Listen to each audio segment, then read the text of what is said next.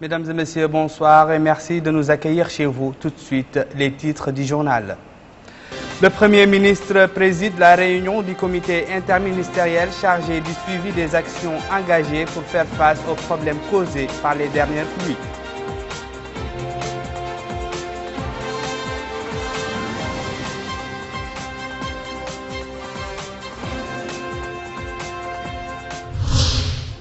Le Premier ministre visite certaines muqata'a sinistrées suite aux dernières pluies enregistrées à Nouakchott.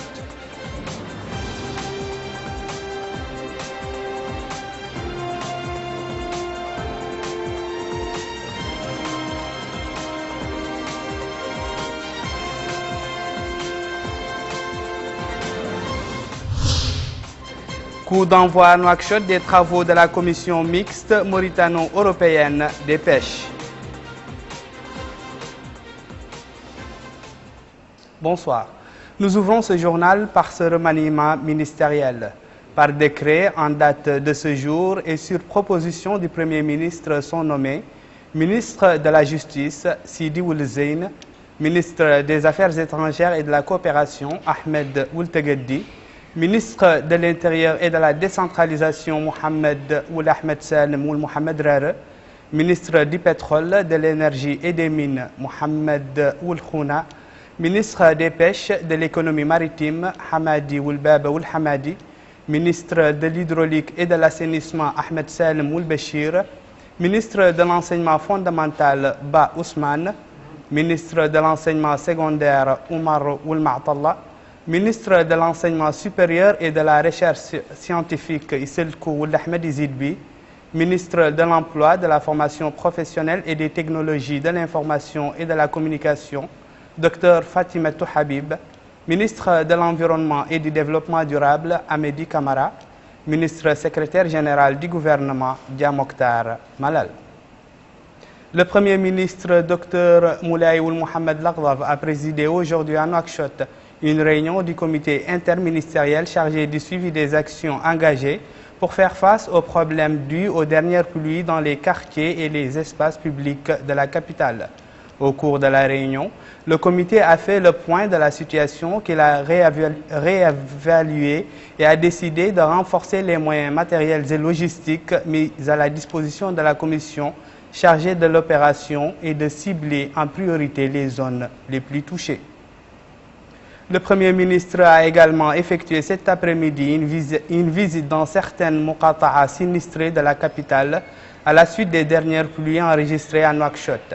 C'est ainsi que le Premier ministre s'est rendu dans le quartier Sokojim PS, dans la muqata'a d'Uksar et la zone de l'Ghreiga dans la muqata'a d'Elmina. Chers Lessem. Certains quartiers de Nouakchott vivent ces jours-ci une situation particulièrement difficile engendrée par les dernières précipitations. Pour s'enquérir de la situation de ces zones submergées par les eaux de pluie, le Premier ministre Dr Moulay Ould Mohamed Laghdaf s'est rendu dans le quartier de la Sokojim PS situé dans la muqata'a d'Uksar. Ce fut l'occasion pour le Premier ministre de constater les dégâts au niveau de cette zone coupée du reste de la capitale.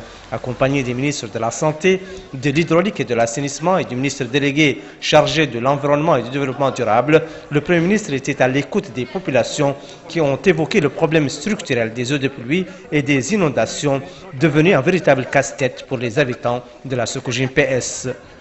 Dans ce quartier, justement, le Premier ministre s'est informé sur le lancement du projet d'adaptation des villes côtières au changement climatique.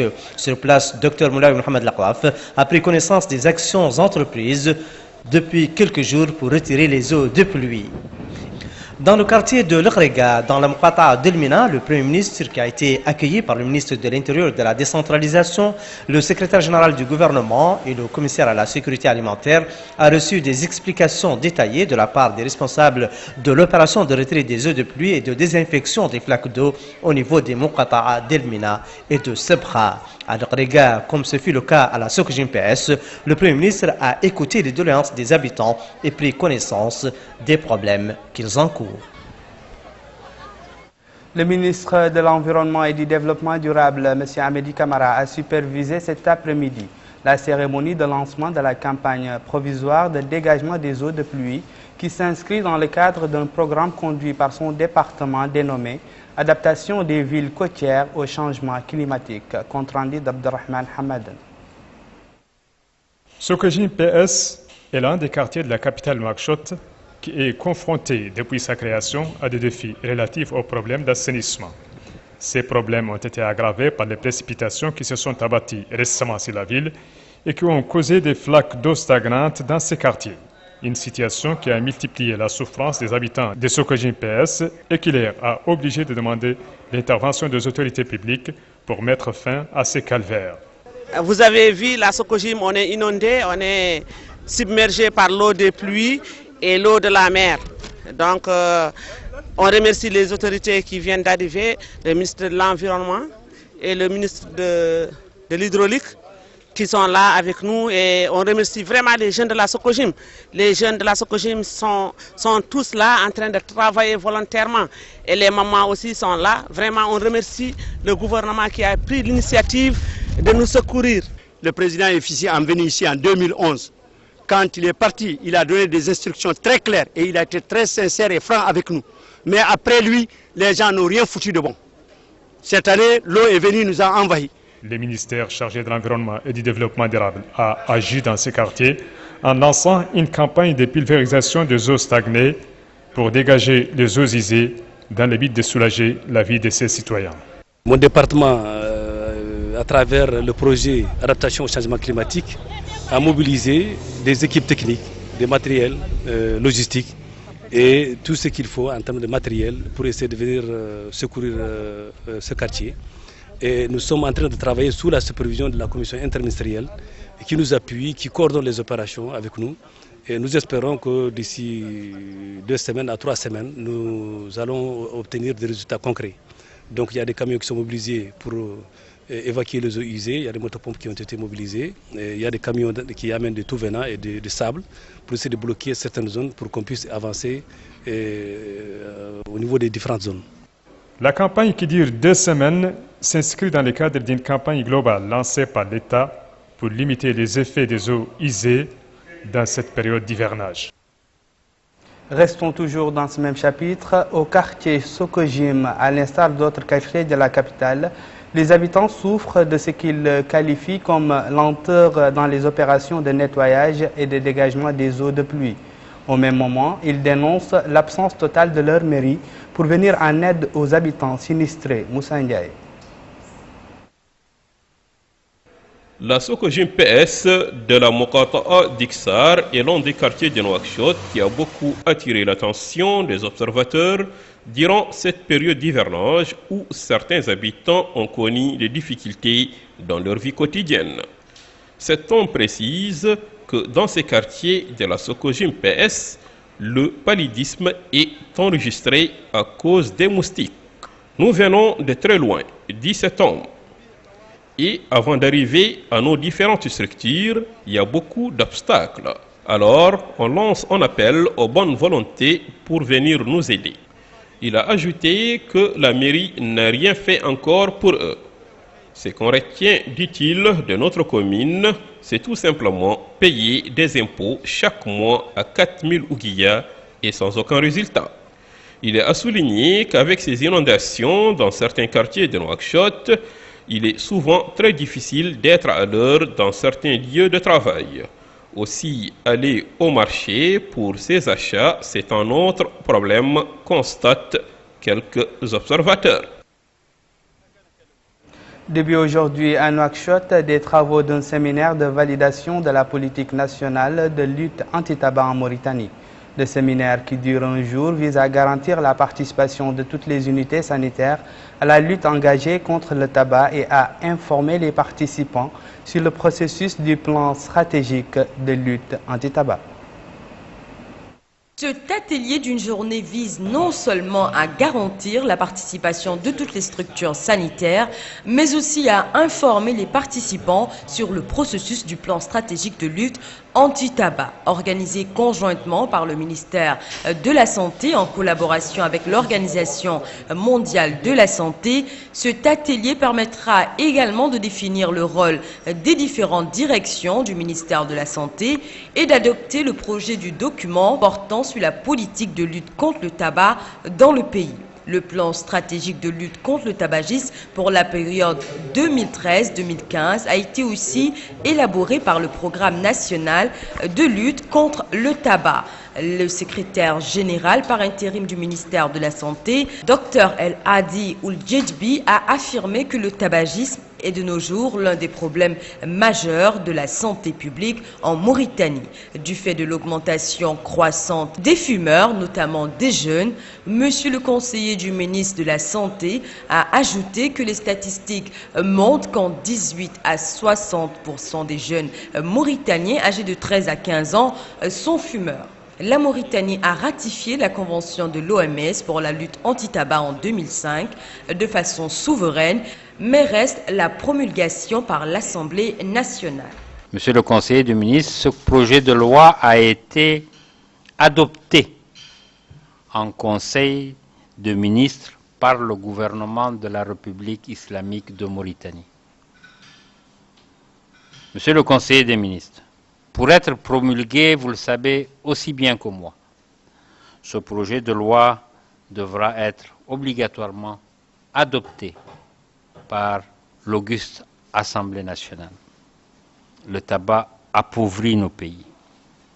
Le tabac est le seul produit qui, bien qu'ayant été reconnu mortel, est vendu légalement, au vu et au su de tout le monde. Dans notre pays, fumer est banalisé, sûrement pour cela que les statistiques sont en hausse. En milieu scolaire, on parle de 70% des jeunes qui fument et 18% de la population mauritanienne serait fumeur. De quoi s'alarmer et remettre à niveau l'importance de cet atelier. Merci Zaïdara. La commission mixte mauritano-européenne des pêches mise en place dans le cadre du protocole d'accord de pêche entre la Mauritanie et l'Union européenne s'est réunie ce mardi à Nouakchott. Au menu de cette réunion, développer ce secteur et le conformer aux normes de qualité en matière d'hygiène, entre autres sujets abordés. Compte rendu d'Abdrahman Hamadan. Cette réunion de la commission mixte mauritano-européenne des pêches tenue aujourd'hui à Nouakchott a pour objectif de discuter des différents aspects relatifs à l'accord des pêches entre les deux parties. Cette phase de négociation, qui intervient après celle de Paris et de Bruxelles, vise à améliorer le fonctionnement de l'accord des pêches tout en préservant nos ressources halieutiques et les intérêts de nos pêcheurs. Je vais tout simplement vous rappeler les fondamentaux de notre politique des pêches. Tout ce qui touche à ces deux fondamentaux essentiellement sera pour nous très contraignant. Il s'agit premièrement de la préservation de la ressource. Tout ce qui touche à la préservation de la ressource pour nous est vital. Le deuxième point, qui est également essentiel, c'est l'intérêt de nos pêcheurs locaux. Tout ce qui touche à leur activité, tout ce qui impacte négativement sur leur activité est également pour nous une barrière difficile à franchir. L'Union européenne, qui attache une importance particulière à cet accord, se dit prête à respecter les fondements de la politique de pêche en Mauritanie. La délégation de l'Union européenne et de la Commission, encore une fois, est prête à travailler pour essayer de confirmer certains points fondamentaux que, en fait, vous venez vous-même, M. Cheikh, d'évoquer, c'est-à-dire nous on partage pleinement l'approche de durabilité, soutenabilité et préservation des ressources s'est inscrit maintenant, c'était déjà inscrit, mais peut-être c'est inscrit avec un peu plus de vigueur dans la nouvelle politique commune de la pêche que le Conseil et le Parlement viennent de travailler ensemble et qui va donner la direction à notre action interne et externe dans les prochaines années. Les travaux de la commission mixte seront achevés demain et il y aura des prochains rendez-vous importants entre les deux parties pour parvenir à la signature de cet accord. Le Wali du tourisme aura supervisé dans la Muqata'a de Bir Mougraine la cérémonie d'inauguration d'un centre de santé au profit des habitants de cette Muqata'a.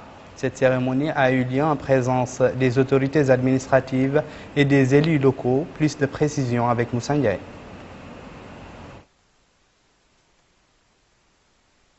La Fondation de bienfaisance de la SNIM ne ménage aucun effort pour contribuer au développement économique et social du pays à travers ses différentes réalisations au nord du pays, notamment Bir Mougraine. C'est dans ce cadre que le Wali du Tirizimour, M. Abdelrahman Oul-Khatri, a précisé que cette action vient compléter les efforts du gouvernement mauritanien visant à améliorer les conditions de vie des populations. Quant au maire de Bir Mougraine, l'Hbib Oul-Taqr Oul-Bab, a pris la parole au nom des habitants de la commune où il a remercié la Fondation de bienfaisance de la SNIM pour ses efforts qui ne font, dit-il, que rehausser le niveau de vie des citoyens. La sénatrice de Bir Mougraine, Mme Salma Metissidi Oul-Alawat, a dit que les efforts de la Fondation de la SNIM sont soutenus par tous les élus locaux de la Muqata'a. Quant aux représentants de la Fondation de la SNIM, il n'a pas manqué de souligner que d'autres actions seront menées pour l'intérêt des franges de la société les plus nécessiteuses.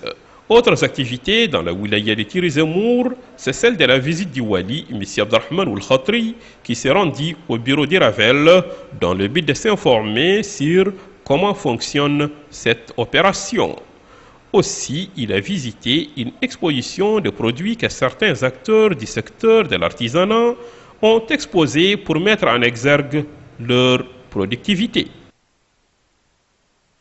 L'actualité internationale en bref et en images nous conduit en Syrie, en Guinée et aux États-Unis où une fusillade dans un immeuble des bureaux de la marine américaine à Washington a fait 13 morts et 8 blessés, parmi lesquels le tireur dont les motivations restaient inconnues. Mariam Telbou. Après l'accord américano-russe conclu à Genève sur le désarmement chimique de la Syrie, Washington, Londres et Paris veulent un texte fort et contraignant contre la Syrie. Mais Moscou a de facto écarté un éventuel recours à la force.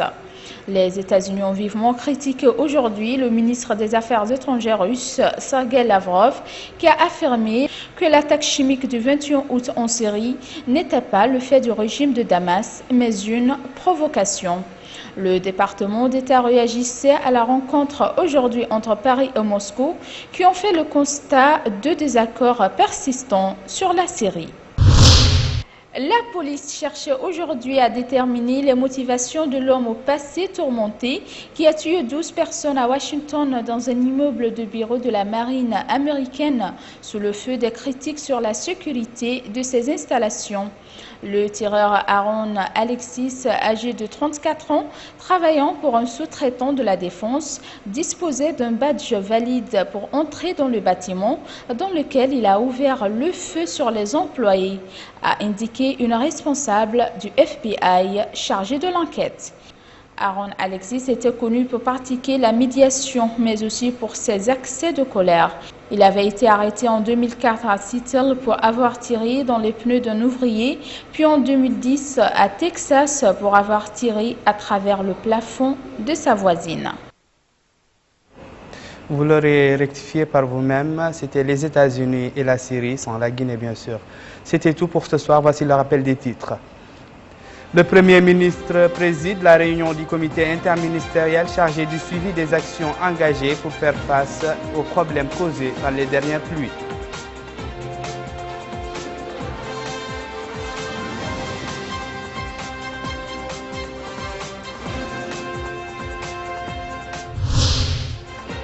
Le Premier ministre visite certaines muqata'a sinistrées suite aux dernières pluies enregistrées à Nouakchott.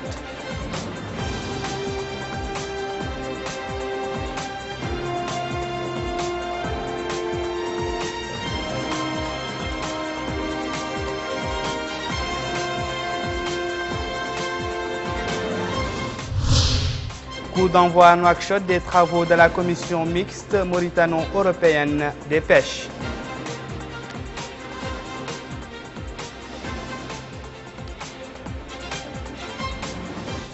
Voilà, c'était tout pour ce journal. Merci pour votre fidélité.